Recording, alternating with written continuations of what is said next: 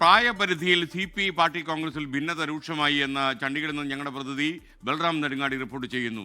പ്രായപരിധിയിൽ ഇളവ് നൽകരുത് എന്ന നിലപാടിൽ കേരളം ഉറച്ചു നിൽക്കുകയാണ്. ഇക്കാര്യം കേരള നേതാക്കൾ ദേശീയ നേതൃത്വത്തെ അറിയിച്ചു കഴിഞ്ഞു.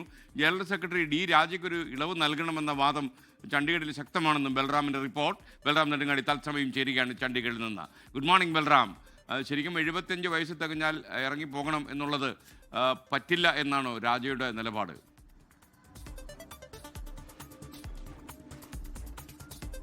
Very good morning SKN.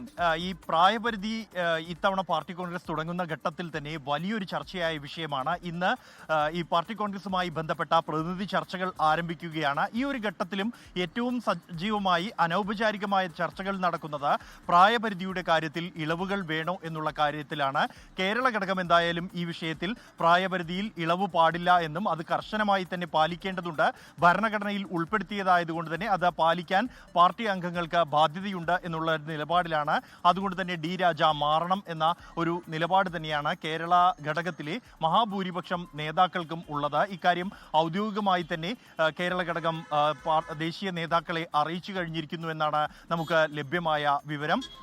കൂടാതെ അമർജിത് കൗറിന്റെ പേരാണ് കേരള ഘടകം മുന്നോട്ട് വയ്ക്കുന്നത് ജനറൽ സെക്രട്ടറി സ്ഥാനത്തേക്ക് എന്നുള്ളതും ശ്രദ്ധേയമാണ്. അത് പാർട്ടിയുടെ 100ാം രൂപീകരണത്തിന്റെ 100ാം വാർഷികത്തിൽ ഒരു വനിതാ ജനറൽ സെക്രട്ടറി എന്നുള്ള ഒരു സാഹചര്യവും ഇതിലൂടെ ഉണ്ടാകുമെന്നും അത് പാർട്ടിക്ക് ഗുണം ചെയ്യുമെന്നുമാണ് കേരള നേതാക്കൾ വാദിക്കുന്നത്. അതേസമയം D രാജയെ സംബന്ധിച്ചിടത്തോളം അദ്ദേഹം നിലവിൽ ജനറൽ സെക്രട്ടറിയായി തുടരേണ്ടത് പാർട്ടിക്ക് ആവശ്യമാണ്. പ്രത്യേകിച്ച് ഇന്ത്യ സഖ്യം പോലൊരു സഖ്യം ദേശീയ തലത്തിൽ നിലവിലുള്ളപ്പോൾ ദേശീയ തലത്തിൽ അറിയപ്പെടുന്ന ഒരു നേതാവ് വേണം എന്നുള്ളതാണ് മറ്റ് പല സംസ്ഥാന ഘടകങ്ങളുടെയും ആവശ്യം.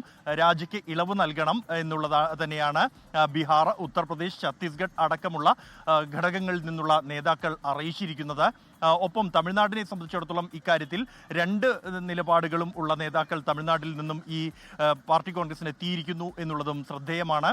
ഇക്കാര്യത്തിൽ അനൗപചാരിക ചർച്ചകൾ ഇരുഭാഗത്തും ഇപ്പോൾ നടന്നുകൊണ്ടിരിക്കുന്നു. മറ്റ് സംസ്ഥാനങ്ങളുമായി 2 പക്ഷവും സംസാരിക്കുന്നുണ്ട് നിലവിൽ അനൗപചാരികമായി. ഇക്കാര്യത്തിൽ പാർട്ടി കോൺഗ്രസിലെടുക്കുന്ന തീരുമാനം തന്നെയായിരിക്കും നിർണായകമായി മാറുക. എന്തായാലും രാജ മാറുകയാണെങ്കിലും തുടരുകയാണെങ്കിലും ഒരു ഡെപ്യൂട്ടി ജനറൽ സെക്രട്ടറി എന്ന ആവശ്യം ശക്തമായി തന്നെ ഉയർന്നിട്ടുണ്ട്.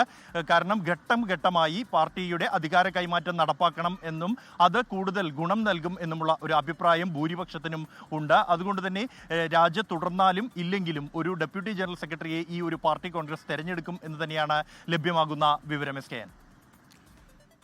Thank you Balram Nedungadi. ചണ്ഡീഗഡിൽ നിന്നാണ് ബൽറാം റിപ്പോർട്ട് ചെയ്യുന്നത്. നമ്മുടെ വാർത്താ സംഘം ചണ്ഡീഗഡിൽ തുടരുകയാണ്.